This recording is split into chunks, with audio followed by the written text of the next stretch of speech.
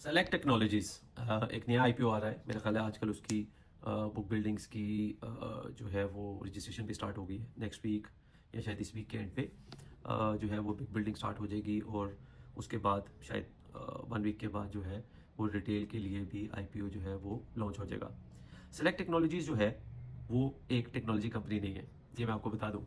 नाम से ऐसे लग रहा है कि जैसे आप किसी टेक्नोलॉजी कंपनी जैसे सिस्टम्स हो गया है या कोई और जिस तरह की टेक्नोलॉजी कंपनीज होती हैं, कोई सॉफ्टवेयर मैन्युफैक्चरर्स जो है आप उसके अंदर इन्वेस्ट करने लगे, जबकि ऐसा नहीं है। सेलेक्ट टेक्नोलॉजी का काम क्या है? एक मैन्युफैक्चरिंग कंपनी है जो कि टीवी मैन्युफैक्चर करती है, स्मार्टफोन मैन्युफैक्चर करती है और एसीज मैन्युफैक्चर करती है। ठीक है जी। तो एक चीज़ तो आपने नाम पे नहीं जाना, क्योंकि कंपनी जो है वो टेक्नोलॉजी के अंदर नहीं है। ये एक सिंपल एक मैन्युफैक्चर है, लाइक पेल, लाइक वेव्स, उस तरह का इन लोगों का काम है। और ये अपनी जितनी भी चीज़ें बनाती है, अपनी पेरेंट कंपनी जो एयर लिंक है, जो कि पहले से लिस्टेड कंपनी है, उसको ये अपनी बहुत सारी चीज़ें बेचती है।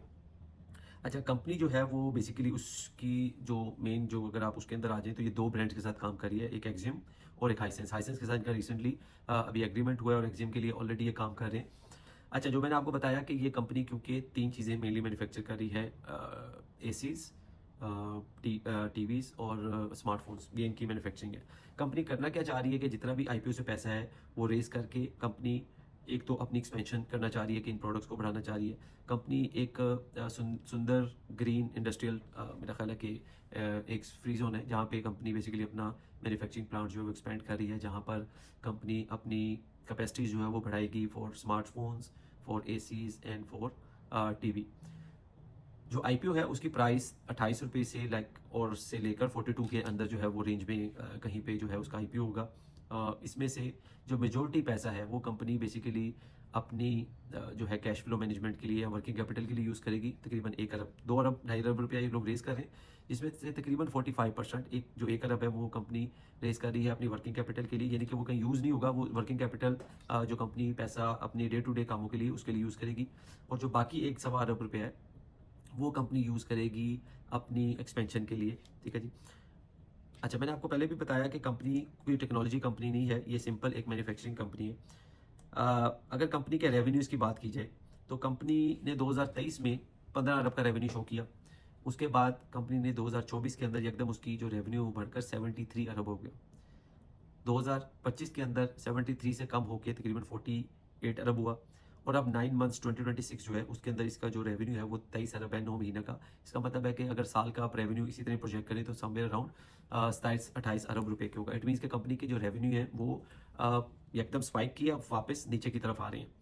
अगर मैं कंपनी की हेल्थ की बात करूं, या पहले हम इसके ऑपरेशन इसकी प्रॉफिट एंड लॉस देख लेते हैं, तो कंपनी का जो मेजोरिटी कॉस्ट है वो उसकी जो कॉस्ट ऑफ गुड सोल्ड होती है, यानी कि जो मैन्युफैक्चरिंग कॉस्ट है वो काफ़ी हाई है। और जो उसका नेट प्रॉफिट है वो बहुत ही 2-2.5-3%, 9 मंथ्स का उन्होंने 6% शो किया, अदरवाइज 2-2.5-3% जो है उसका कंपनी का जो है नेट प्रॉफिट है। कंपनी हाई इन डेट है। तकरीबन मैंने 2 कन्फ्लिक्टिंग चीज़ें पढ़ी, बट कंपनी के जो डेट है वो तकरीबन मेरा ख्याल है कुछ 14-15 अरब रुपए के कंपनी के डेट है। अ, इसके अलावा आपको ये भी देखना है कि कंपनी इक्विटी वाइज तो ठीक है, मगर ऑपरेटिंग कैश फ्लो जो है वो कंपनी की कंसिस्टेंटली नेगेटिव है। और मेरा ख्याल है यही एक बड़ी रीज़न है कि कंपनी जो 1 अरब रुपया एलोकेट कर रही है वर्किंग कैपिटल को, उसमें ये ऑपरेटिंग कैश फ्लो के अंदर शायद ये कहीं कुछ हेल्प करेगी। अ, क्योंकि जितना बड़ा आपका डेट होगा उतना ही ज़्यादा आपका ऑपरेटिंग आपका जो जो फाइनेंशियल एक्सपेंस होगा, और उसकी वजह से आप जो है वो को बहुत नेट प्रॉफिट आपके अच्छे नहीं होंगे।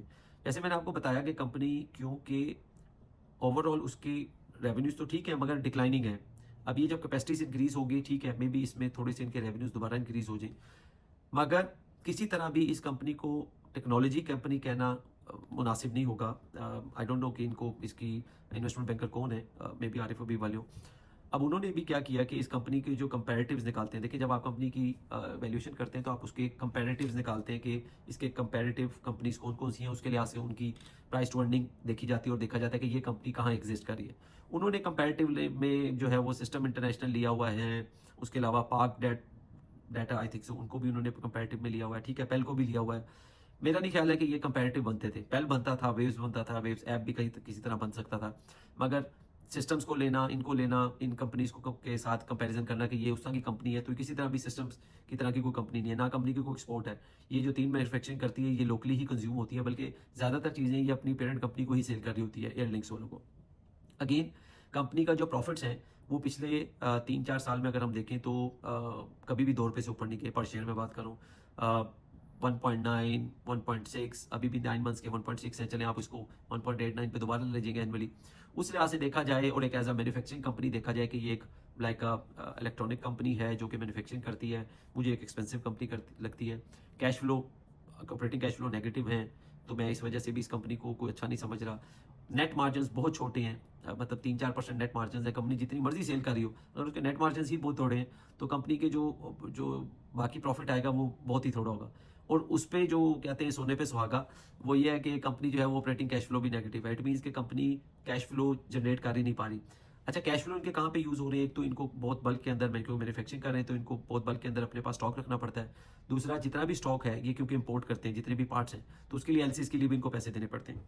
अगर आप मुझसे पूछेंगे कि क्या मैं ये कंपनी खरीदूंगा, तो मुझे नहीं लगता कि मैं इसके अंदर अभी इन्वेस्ट करूंगा। या डाउन द लाइन अगर ये सस्ती मिले तो मैं शायद ले लूँ, मगर एट द मोमेंट आईपीओ के अंदर शायद मैं नहीं ले पाऊंगा, क्योंकि मुझे लगता है कि as a manufacturing company like पेल, लाइक वेव्स, ठीक है, इसमें कोई मुझे ट्रैक्शन नहीं नज़र आ रही कि कंपनी जो है वो कोई बहुत ग्रोथ के अंदर जाने लगी है या कोई बहुत ज़्यादा डिमांड जो है इनकी बढ़ जाएगी प्रोडक्ट्स की और ये कुछ बहुत ज़्यादा जो है वो प्रॉफिट देंगे।